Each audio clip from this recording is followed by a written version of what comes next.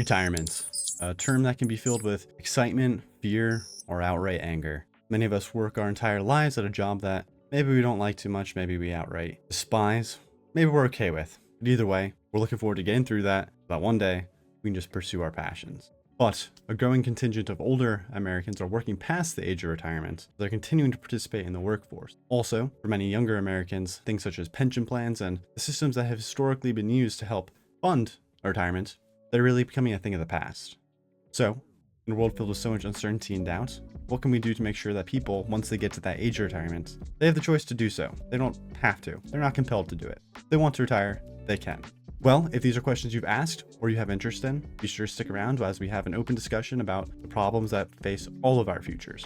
Now, it's not hard to find bad news about retirement. After all, negative things get clicks, they get the views. With some quick Google searches, you can probably find a whole number of articles saying exactly why retirement isn't going in your direction. I also recently saw a video by a prominent personal finance channel stating and explaining exactly why he believed that perhaps retirement might not be possible for many Americans moving into the future. And that got me thinking, why is that? Why are more older Americans continuing to work past that traditional age of retirement?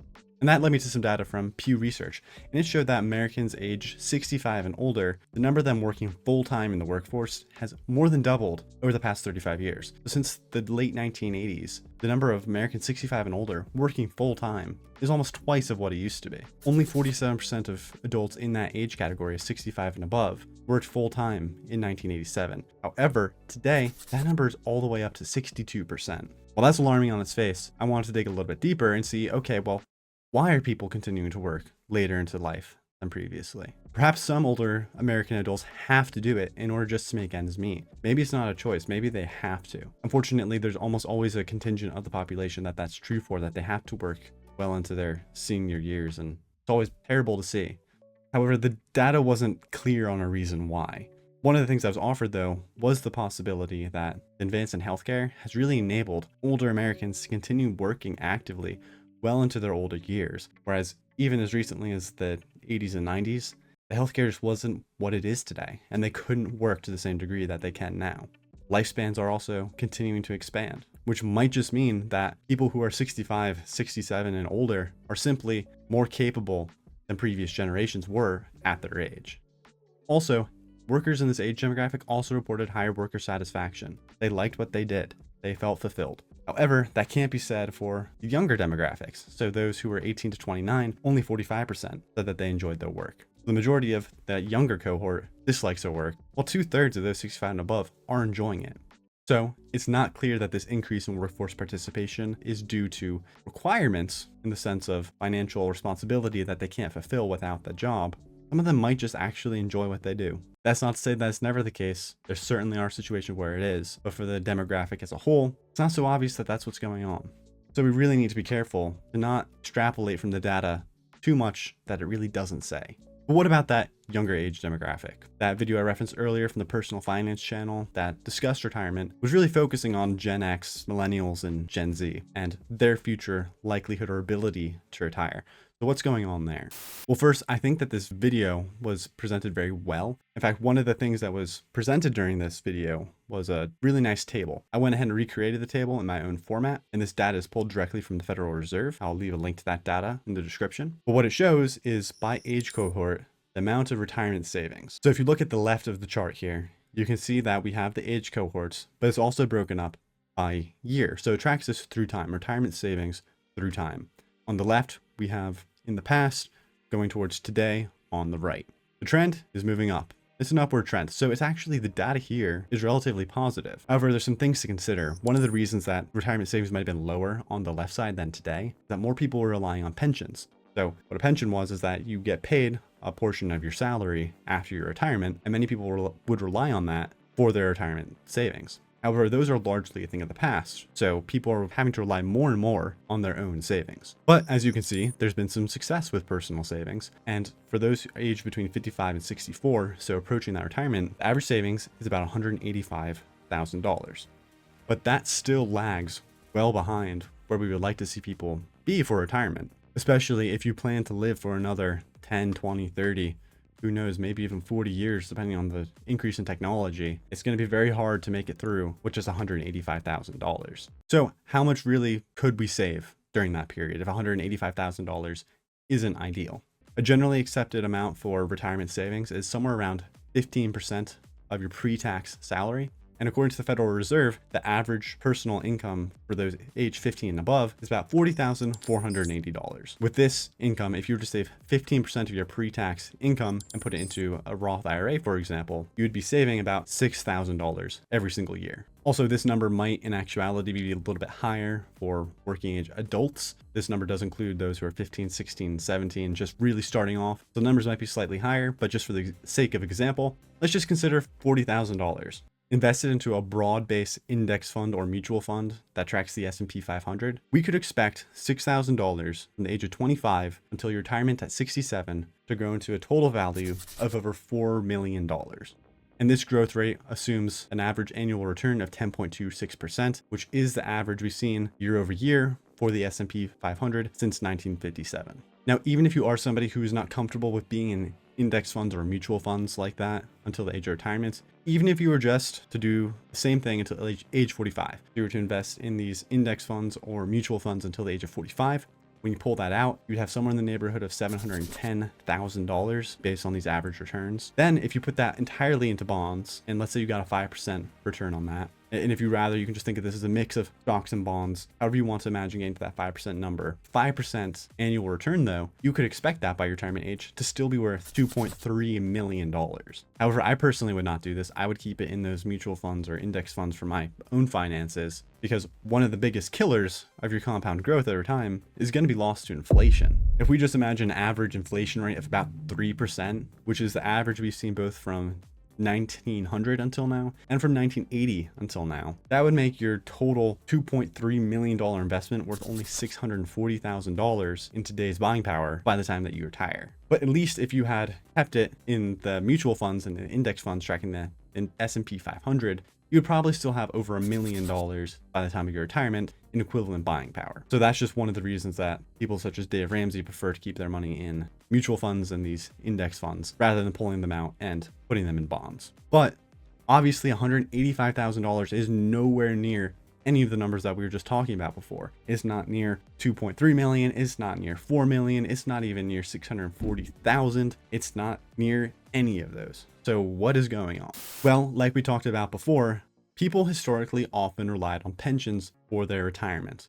You'd be paid out that portion of your salary pretty much for the rest of your life, or at least a good portion of it. But those largely don't exist today. People in younger age demographics, unless you have certain government positions, you really can't expect to have this. So there might just be a contingent of people who weren't taught by their parents or the generation before them of how to prepare for the future, because the generation before, they weren't playing by the same rules. They had it different. They didn't know, or if they did, they just didn't translate that information well because it didn't really apply to them because they had their pensions. So people have really had to change their investment strategy to prepare for retirement. Whether it's a 401k through your employer or individual retirement account through an IRA, it's really now more in your hands to make sure that you prepare for your retirement. But few people actually are even aware that they're supposed to do this, how to do this, or maybe even can do this until they're well into their careers. And by the time that they're halfway, 2/3 of the way through their careers, if not more, they've really lost so much of their time to build that compound growth. Compound interest is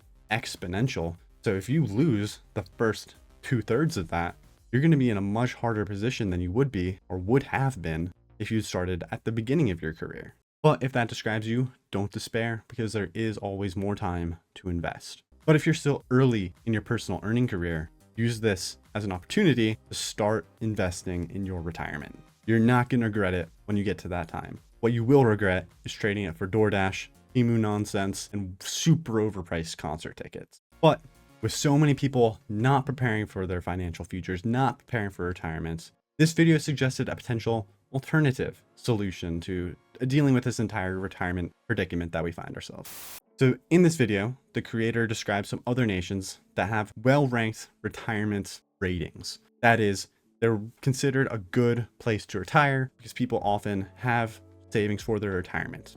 One of the ways that they do this, though, is through compelling people to retire. This means that whether you want to or not, They're forcing you to invest in your retirement. However, it gets a little bit more sketchy past that, because not only are they forcing you to invest, they're also choosing your investments for you. And in my opinion, this opens the door to some really sticky, nasty, bad, ethical gray areas. Ethical issues are really not talked about very often in personal finance or investing, but really, I think that everybody's going to have companies, corporations, or entire industries that they have moral, ethical issues with.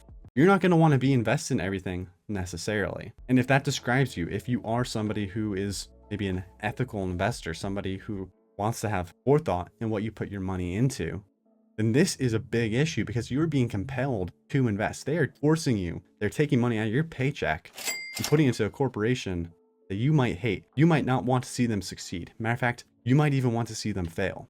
But they don't care. It doesn't matter, because they're taking your money anyway, and they're forcing you to prop it up. What this means is that you now have stake in that company. So if that company falters, if it fails, if it goes under, that might jeopardize your retirement. So you can see where this gets really tricky when it comes to ethics. Should you really take somebody's money by force and put it into a corporation that they might want to see not succeed? Well, in my opinion, no, this isn't a good idea. This is a terrible idea that we should stay far away from. Because again, it really doesn't matter where you fall on any political spectrum. Everybody has corporations, industries, entities they are opposed to. And the last thing any of us need is for Big Brother to tell us your money's going to support them. Further, we already know how the US government has done with helping Americans prepare for their retirement through the Social Security system. And we've seen just how magnificent that's been. I don't think we need to see that again. I don't think we should put it back into their hands. We already have one Ponzi scheme. Really don't think we need another. However, what I do think that we need, and in full transparency and to the video's credit, he did discuss this. He did state that we needed better financial education. In my opinion, that plays a larger role than actually compelling people to invest. However, better education is essential. You know, the only reason I ever got into personal finance, investing, any of this, is because older and wiser people introduced me to the entire concept. I was pretty lucky. I was introduced when I was still a teenager. Matter of fact, I was too young, and my parents wouldn't even help me invest at that point because they didn't want to deal with all the tax issues that would come with it. But I was aware of it. It was on my radar from a much younger age than the average person.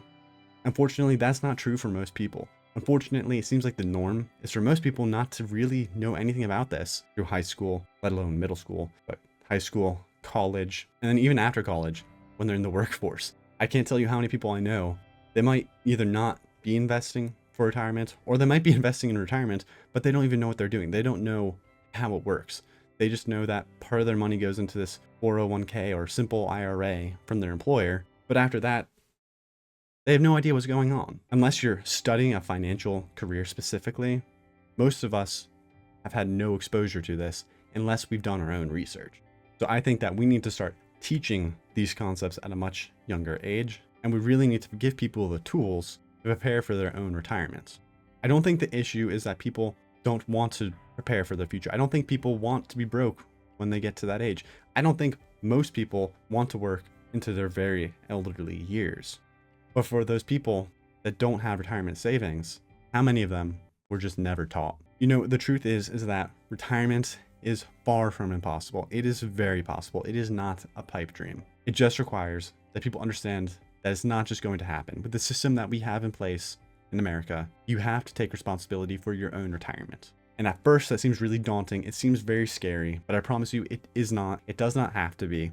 You can make it that way if you want. You can get really technical and advanced, but you don't have to make it that way. It doesn't have to be that way. There are very simple things that you can do. So don't let the doomer videos get to you. Don't let the FUD drag you down, because it is possible. Retirement is not a pipe dream. You can do it. It just requires you to be proactive. It requires you to take control and do it. The best time to start? Yeah, that was yesterday. But the good news is that the second best time is today. Cliche, I know, but it's the truth. We all wish we could have started investing when we were 2. I wish I could have bought a house during the crash of 2008 when I was still a kid playing with Legos. Messed that up. Not much I can do about it. We all wish we could start sooner. But we're all going to be 5 years older in 5 years. We're all going to be 20 years older in 20. We're all going to retire at some point. Whether it's by choice or whether it's by death. Those are your two ways out. And what you do today will help determine your options when you get there. And I promise you, and I know a promise or a guarantee, that's a big deal, but it's true. You'll be in a better place today if you start investing in your future, you start investing in your retirement, than if you let the fear and doubt get to you. But with that, if you found any value at all from this video, really appreciate it if you could brew the like button a nice cup of tea and give it an old one of those. Maybe subscribe too. Why don't you go ahead and hit the bell notification, because I never know who gets notifications or not. I don't even get notifications from my own videos sometimes. I don't know if it does anything. You tell me. If you have any thoughts about anything we talked about, if you disagree, if you think I am crazy out of my gourd, you can let me know in the comments. Or if you want to be nice, you can let me know too in the comments, but that's far less likely on YouTube. But either way, give me one of those if you found value. And I hope you have a good one.